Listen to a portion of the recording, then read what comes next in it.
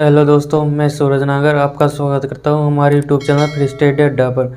आज हम पढ़ेंगे क्लास 7 की मैथ का फर्स्ट चैप्टर पूर्णांक। पूर्णांक को पढ़ने से पहले हम नॉर्मल जानकारी ले लेते हैं। प्राकृतिक संख्याएं वो होती है जो 1 से स्टार्ट होती है और अनंत तक चलती है। 1 2 3 4 5 ऐसे। फिर है पूर्ण संख्या वो होती है जो 0 से चालू होती है और अनंत तक चलती है। प्राकृतिक संख्या 1 से चालू होती है और पूर्ण संख्या 0 से चालू होती है। ये इतना सा अंतर है इसमें। फिर है पूर्णांक में 0 के इधर की साइड ऋणात्मक होता है धनात्मक, और 0 से इधर की साइड ऋणात्मक होता है। अब देखते हैं प्रश्नावली 1.1 का क्वेश्चन 1। इस किसी विशिष्ट दिन विभिन्न स्थानों के तापमान को डिग्री सेल्सियस में निम्नलिखित संख्या रेखा द्वारा दर्शाया गया है। इस संख्या द्वारा दर्शाया गया है इसका ए। इस संख्या रेखा को देखिए और इस पर अंकित स्थानों के तापमान लिखिए। इस पर अंकित स्थानों के तापमान लिखने हैं। जैसे पहला है बेंगलोर है 20 के बाद है 21 22, तो ये 22 डिग्री सेंटीग्रेड।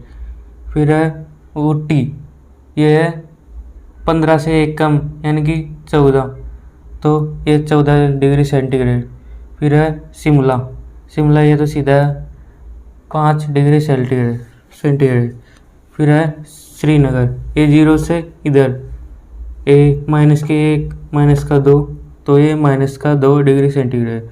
फिर है लाहौल स्पीति, यह है -5 के बाद -6 -7 -8, तो ये -8 आ गया। फिर है दूसरा बी, उपयुक्त स्थानों में से सबसे गर्म और सबसे ठंडे स्थानों के तापमान में क्या अंतर है। तो सबसे गर्म स्थान है ये बेंगलोर का 22 डिग्री सेंटीग्रेड। फिर है सबसे ठंडा स्थान है ये लाहौल स्पीति, यह है -8। इनका अंतर निकालते हैं। अंतर निकालने के लिए माइनस किया जाता है, तो ये लिख लिया 22 माइनस, फिर ये माइनस का है तो ब्रैकेट में लिख दिया। फिर माइनस को ब्रैकेट से निकालेंगे तो माइनस गुणा माइनस तो प्लस हो गया, तो 22 और 8 30 डिग्री सेंटीग्रेड। अब देखते हैं इसका सी, लाहौल स्पीति एवं श्रीनगर के तापमान में क्या अंतर है। इसके अंतर निकालने के लिए माइनस करना पड़ता है। तो श्रीनगर का तापमान -2, फिर लाहौल स्पीति का तापमान -8 डिग्री सेंटीग्रेड। तो माइनस करेंगे अंतर निकालने के लिए, तो -2 फिर माइनस, और ये ब्रैकेट में लिख देंगे माइनस का है तो। फिर ये ऐसे कैसा माइनस गुणा करेंगे तो +8, तो 8 में से 2 कम किए तो 6 डिग्री सेंटीग्रेड। फिर है डी, क्या हम कह सकते हैं कि शिमला और श्रीनगर के तापमान का योग शिमला के तापमान से कम है। पहले इनका योग करते हैं, शिमला और श्रीनगर के तापमान का योग। तो शिमला का तापमान 5, ये रहा। फिर है श्रीनगर का तापमान -2, योग करना तो -5, ये 5, फिर माइनस, फिर 5 में से 2 कम किए तो 3 डिग्री सेंटीग्रेड। तो ये इस प्रकार शिमला और श्रीनगर का तापमान शिमला से कम है। फिर है आगे, क्या इन दोनों स्थानों के तापमान का योग श्रीनगर के तापमान से भी कम है।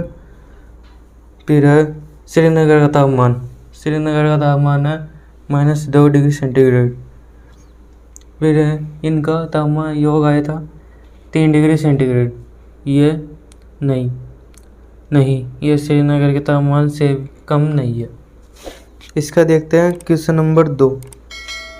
किसी प्रश्नोत्तरी में सही उत्तर के लिए धनात्मक अंक दिए जाते हैं और गलत उत्तर के लिए ऋणात्मक अंक दिए जाते हैं। यदि 5 उत्तरोत्तर चक्रों में जे के द्वारा प्राप्त किए गए अंक 25 माइनस के 5 माइनस के 10 और 15 और 10 थे। तो बताइए अंत में उसके अंकों का योग कितना था।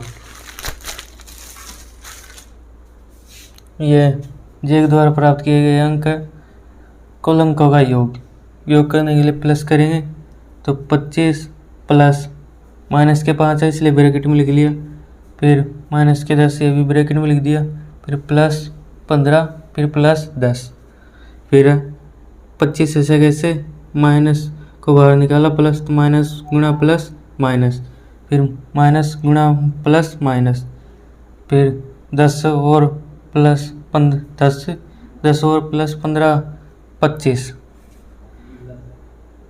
प्लस के जोड़ लेंगे 25 और 25 50, माइनस के जोड़ लेंगे तो माइनस के आ जाएंगे 15, फिर 50 में से 15 कम किए तो 35।